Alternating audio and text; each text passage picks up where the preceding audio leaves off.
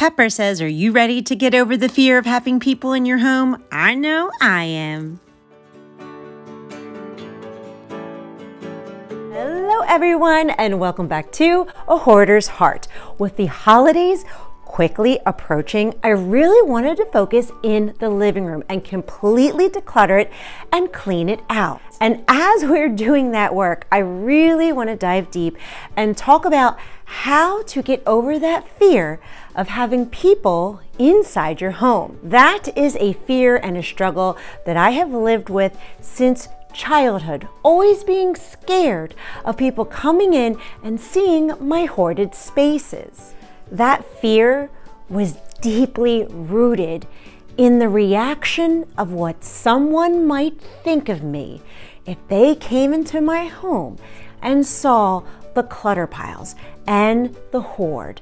I could not even start to process any type of harsh judgment that I might have received if I was exposed and somebody saw the secret that I was hiding.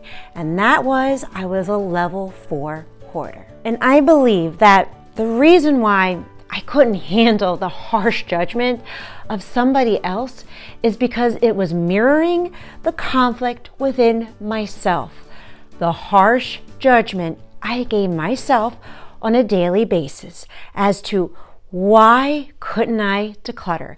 Why couldn't I clear it out? Why could I not maintain a clean and tidy home like everybody else seemed to do? I have shown signs of hoarding disorder since childhood. The hoard, the clutter, the piles was my coping mechanisms. It was my way to self-soothe the stresses, the anxieties, the fears in life. But yet, deep down inside, I knew it was wrong. I knew that I wanted to be able to have a clean home, but I just couldn't get over that hump. Because every time I tried to declutter, I got stuck in the frozen zone, and I did nothing at all because that anxiety and fear of starting to declutter overcame my nervous system. And I went back to hoarding and saving to self-soothe that. I was stuck in this continuous cycle. So of course, the fear of letting people into my home was so extremely deep-rooted. And I felt so alone in that struggle. I thought I was the only person who struggled with hoarding, and the moment I tried to seek help, that judgment would come immediately. Hoarding disorder can be a very isolated disorder, but I'm here to tell you how to turn things around and how to finally overcome that cycle and overcome that fear of having people into your home. So these are the internal reflections that I've been having to help all of us get over this fear of having people in our home, especially for the holidays. So as we focus in this section right over here, I'm going to start with the first internal reflection that I had that really made a difference. I had to love and accept myself, flaws and all, my mental disorder, my hoarding disorder, the progress that we've made, and also my home in whatever condition it was in. This is how we start to break those chains of fear of having people in our home. This first came to me when I realized that my judgment of my home is way harsher than anyone else. I really noticed how true this was from last Christmas when I had family members over. I kept making excuses for the small clutter piles that I didn't have a chance to clean up that were in the corner. My body language and energy was nervous. And as my family members looked around, they had said, gosh, I didn't even notice that. And it's really not even that bad. That made me realize that I was the one creating this narrative that people would harshly judge my clutter piles and my messes and my hoarding disorder. I thought because I was telling everyone how I was a recovering hoarder that I shouldn't have any visible clutter anywhere or I would be a fraud. But then I realized that I'm saying I'm a recovering hoarder, not a proclaimed minimalist. So it's okay if I still have some piles that trickle back in. The proof is in the progress already.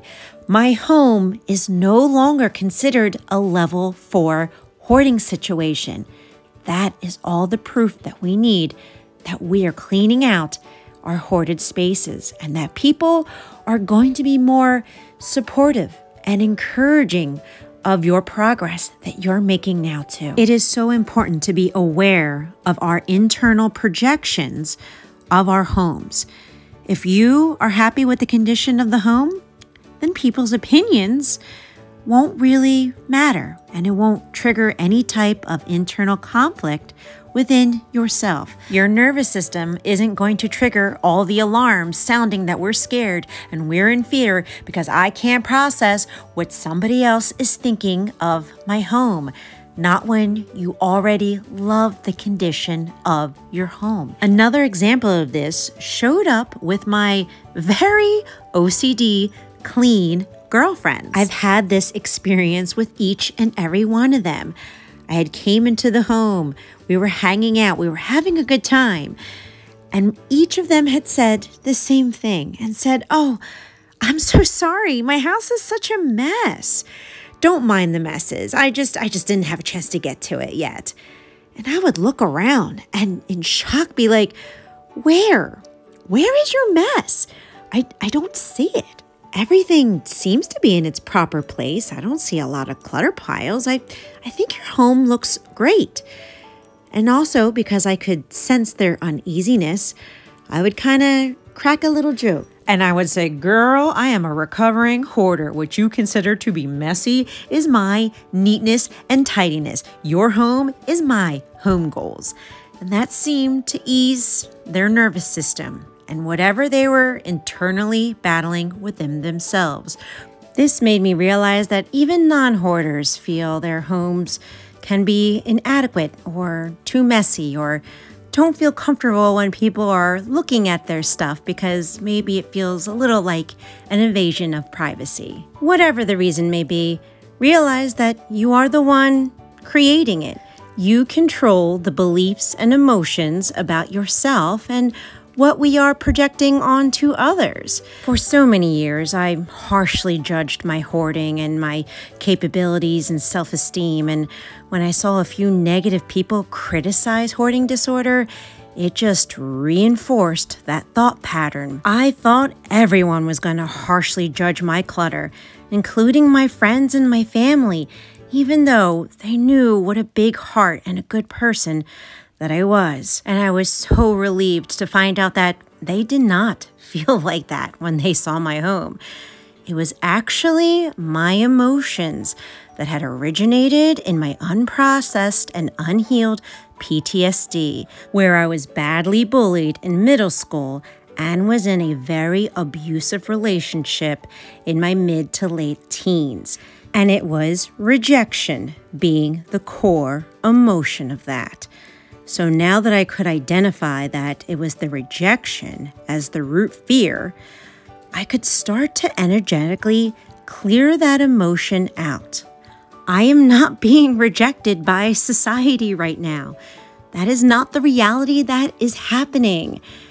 I am loved and I am healing, and I'm lovingly decluttering and clearing out my home at my pace. My friends and family have never harshly judged my home, even with the clutter. They have never hurt me in a way of making me feel less than. And if I were to invite each and every one of you over to my house, I know that not one of you would be mean or criticize me. You would all just enjoy the time that we were spending together. You would celebrate all of my progress, and I would celebrate all of your progress and your stories and your achievements and your goals, and we would just be lovingly enjoy our time together. And if a random person says something really negative about my house, well, I realize that that's an internal conflict within themselves being projected onto me.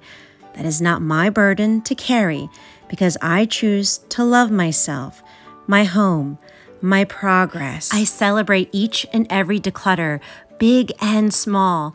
I clean my home on a weekly basis to show how much I love and care for my space. And I also start to curate it and create homes so that I know where everything is at and it looks more aesthetically pleasing. All of these steps that we are taking is reconditioning our nervous system that we are safe if we allow people into our house. We are lovingly taking care of our house. We are lovingly creating a space where friends and family can create new memories, especially during the holidays, because that's how I'm feeling inside, and I'm projecting that love onto them. And my hope and my prayer is that this video motivated and encouraged you to clean, declutter, and let something go in your home today too.